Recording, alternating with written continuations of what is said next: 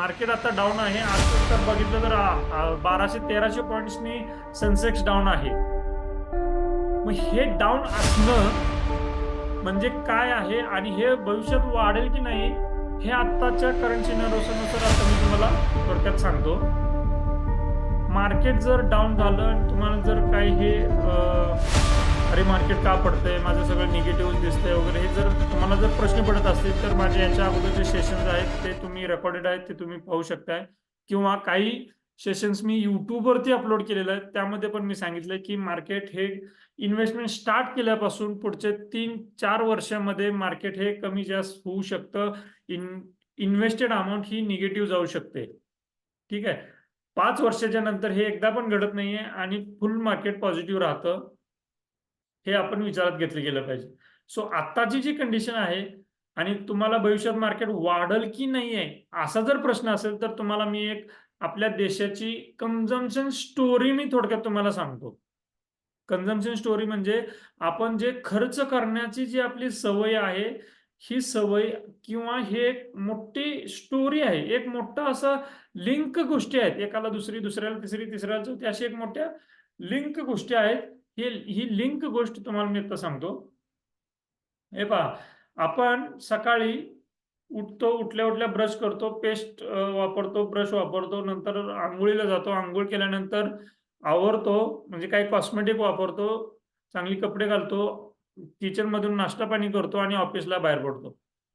आता ह्या अर्ध्या पाऊण तासात, दीड तासाच्या पिरियडमध्ये आपण काय-काय गोष्टी वापरतो, हे म्हणजेच कोण ना कोणतरी कमवलेलं असतं, बनवलेलं असतं ते.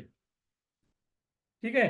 म्हणजे पेस्ट असेल तर पेस्ट त्या कंपनीनं बनवलेली आहे म्हणून आपण कंझ्युम करतोय. बरं हे एकदा करतोय का? रोज करतोय. मग तसंच सकाळी उठल्यापासून झोपेपर्यंत असं आपण कमीत कमी 250 प्रॉडक्ट्स वापरतोय. कुठले येतात एक अशी एक इमेज आहे ठळक-ठळक पहा.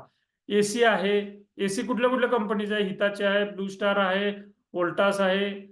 नंतर हे फर्निचर आहे किंवा काही शोभेच्या वस्तू आहेत. त्याचे वेगवेगळ्या कंपन्या आहेत. घड्याळ आहे, वेगवेगळ्या कंपन्यांची घड्याळ आहेत. फॅन आहे, वेगवेगळ्या कंपनीचा आहे. कार आहे. कॅमेरा, शूज, पलंग, फर्निचर, घरातले चहाच्या कपापासून ते सगळे युटेन्सिल्स, घरातले मुलांचे कपडे, मुलांचा दप्तर, मग ते नवनीत असेल, आयटीसी कंपनी असेल, मॅगी वगैरे खातो वगैरे, टीव्ही असेल, टीव्हीमध्ये पण अनेक वेगवेगळे चॅनल्स असतील. अशी कितीतरी गोष्टी आहेत. साधारण 250 प्रॉडक्ट्स आपण दिवसातनं कंझ्युम करत असतो.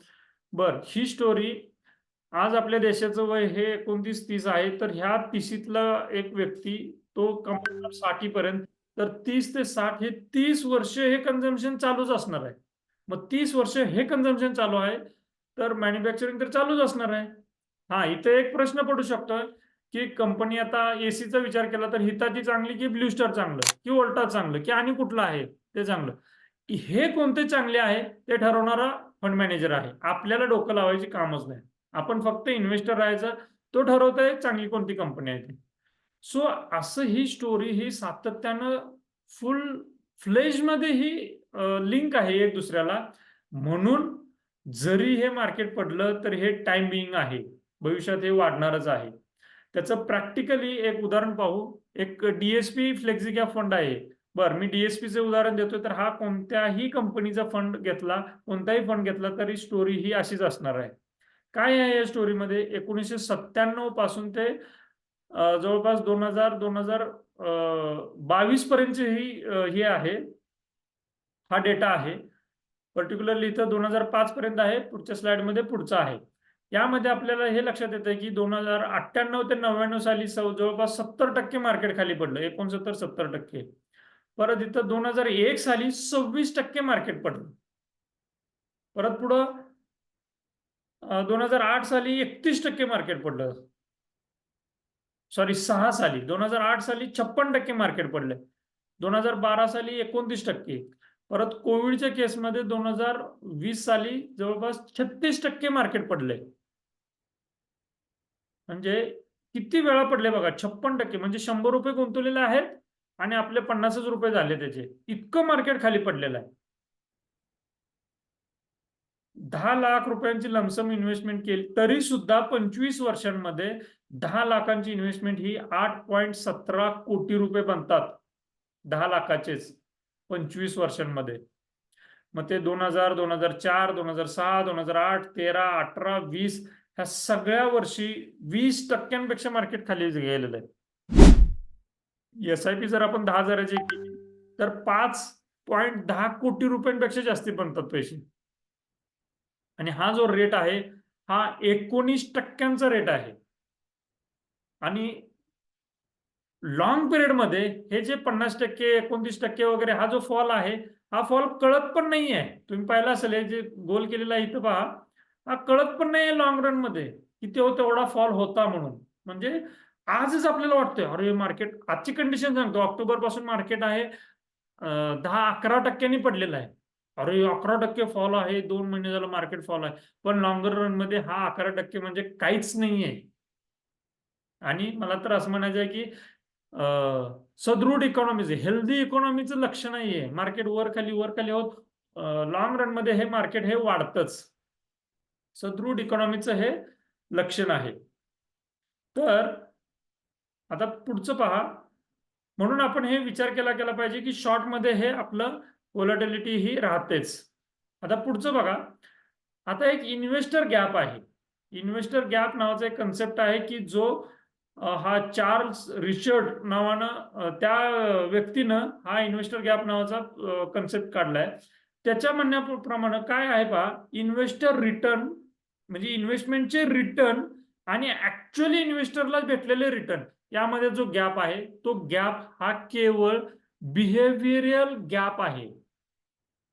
म्हणजे एखाद्या स्कीमनं, आता आपण पाहिलंच की 25 वर्षात 10 लाखाचे जवळपास 8 कोटी रुपये बनले.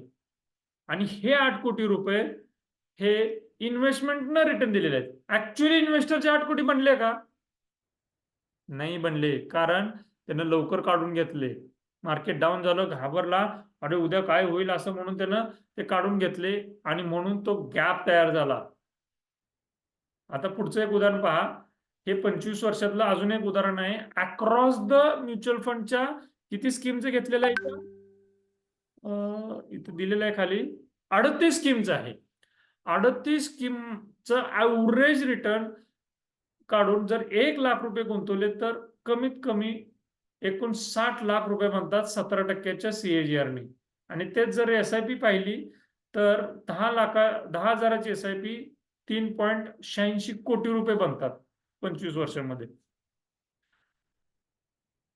बिहेवियरल गॅप असल्यामुळे इन्व्हेस्टरचं बनत नाही. मग आपल्याला यातनं शिकायचं काय आहे की आपला बिहेवियर गॅप बनला नाही गेला पाहिजे. म्हणजेच आपण कंटिन्युअसली इन्व्हेस्टेड राहिलं पाहिजे तरच आपले पैसे बनतील. ही झाली एक बाजू. आपण हे टेक्निकल समजून घेतलं, सगळं फायनान्शियल इन्स्ट्रुमेंट समजून घेतले, म्युच्युअल फंड मधले ऍसेट समजून घेतलं, याचे रिस्क समजून घेतली, ऍसेट अलोकेशन समजून घेतलं वगैरे वगैरे. हे सगळं एका बाजूला.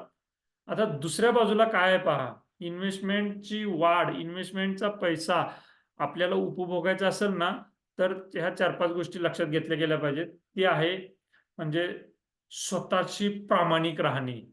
आता ह्या ज्या गोष्टी सांगणार आहे तुम्हाला, पहिल्या काही क्षणांमध्ये असं वाटेल की याचा आणि पैशांचा काय संबंध आहे, याचा आणि आपल्या इन्व्हेस्टमेंट रिटर्नचा काय संबंध आहे.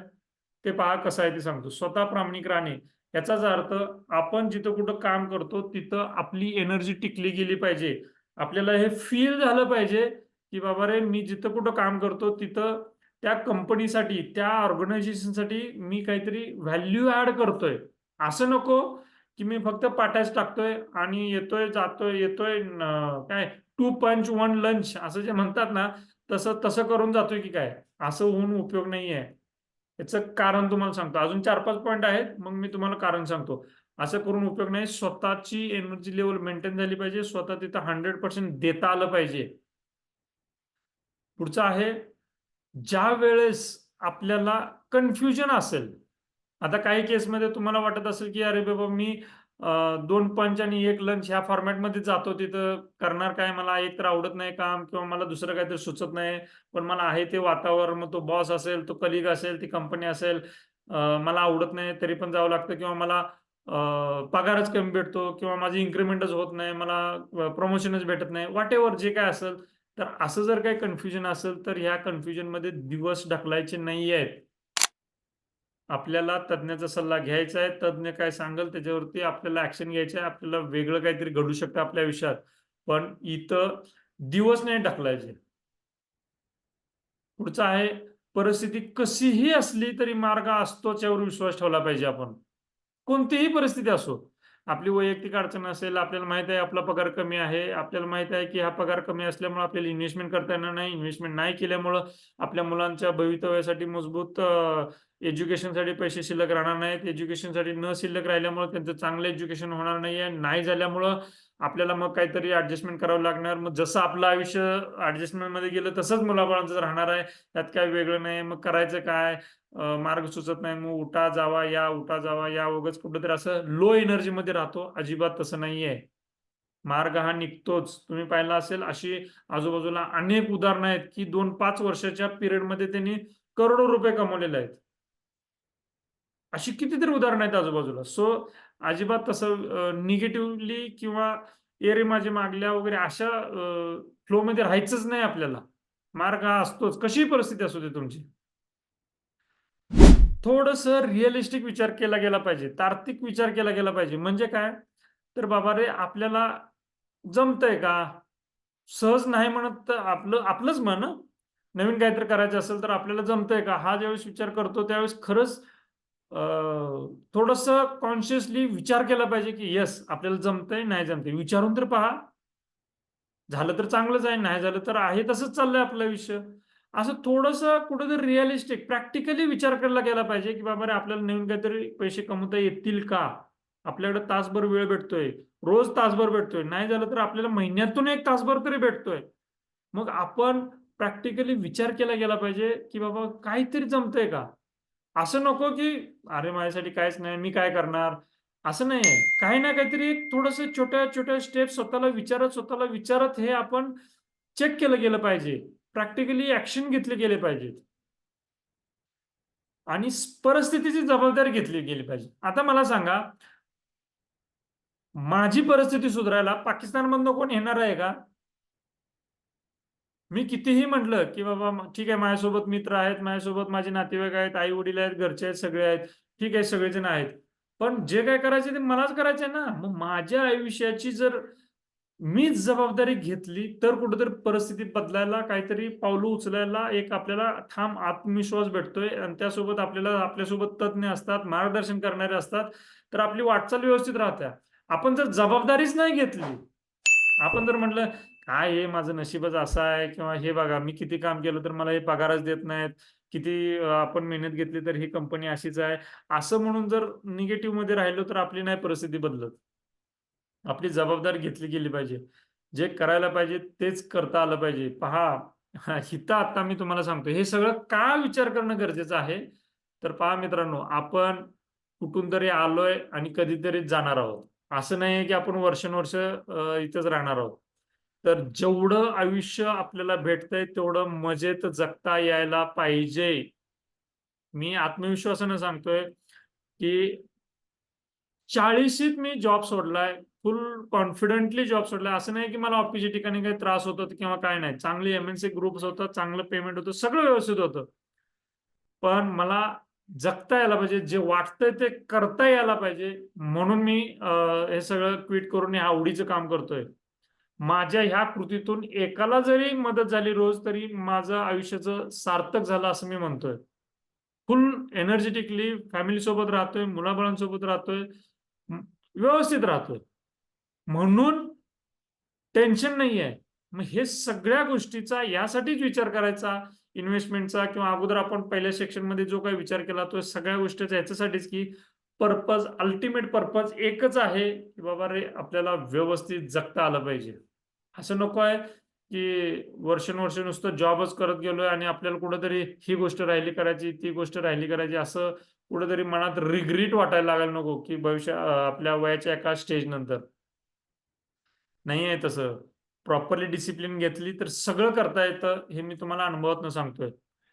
आणि फायनान्शियल फ्रीडमकडे जाण्याचा परत एकदा मी एक मार्ग सांगतोय, रिमाइंड होऊ दे, हे इमेज डोक्यात फिट्ट बसू दे.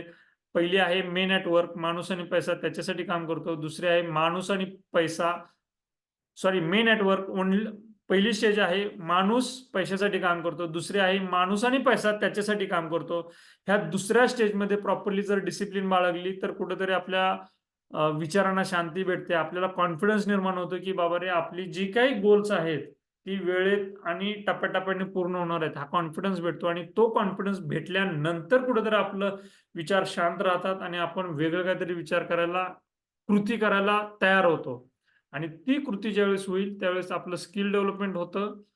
आपल्याला काय, कुठल्या गोष्टीला हो म्हणायला पाहिजे, कुठल्या गोष्टीला नाही म्हणायला पाहिजे हे कळतं. आणि त्यानंतर आपली ऑटोमॅटिकली चौथी स्टेज येते जिथं पैसा आपल्यासाठी काम करतो आणि माणूस हा तो पॅशनेटली जगायला मोकळा होतो. सो माझी ह्या सेशनच्या निमित्तानं तुम्हाला विनंती आहे की तुम्ही ह्या चौथ्या स्टेजपर्यंत यायला पाहिजे. जगण्याचा अनुभव घेतला गेला पाहिजे. टाईम फ्रीडम काय असतं ना, हे ज्याला माहित आहे त्यालाच माहिती आहे. टाईम फ्रीडम घेता आलं पाहिजे आणि हे शक्य आहे. ठीक आहे. सो ह्या जर्नीसाठी हे वेपन्स आहेत. एस-आय-पी करतोय आपण. टर्म इन्शुरन्स घेतला गेला पाहिजे आणि हेल्थ इन्शुरन्स पाहिजे. हे वेपन्स विसरायला नाही पाहिजेत. ठीक आहे. आणि अनाउन्समेंट, टॅपिंग क्लब जर तुम्ही जॉईन केला नसेल, टॅपिंग क्लब मध्ये आपण प्रॅक्टिकली आपले आर्थिक बिलीफ्स, नात्यांवरती, आपली पोटेन्शियल वाढवण्यासाठी, आपल्याला आपल्या शारीरिक तक्रारी कमी करण्यासाठी, अशा अनेक वेगळ्या वेगळ्या कारणांसाठी आपण टॅपिंगचा वापर करतो. अतिशय डीप मध्ये जाऊन त्याचा हे करतो.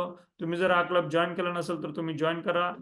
एनजे ऍप मध्ये काही प्रॉब्लेम्स असतील किंवा त्याच्या रिलेटेड काही डाऊट्स वगैरे असतील तर ते तुम्ही मला विचारू शकताय.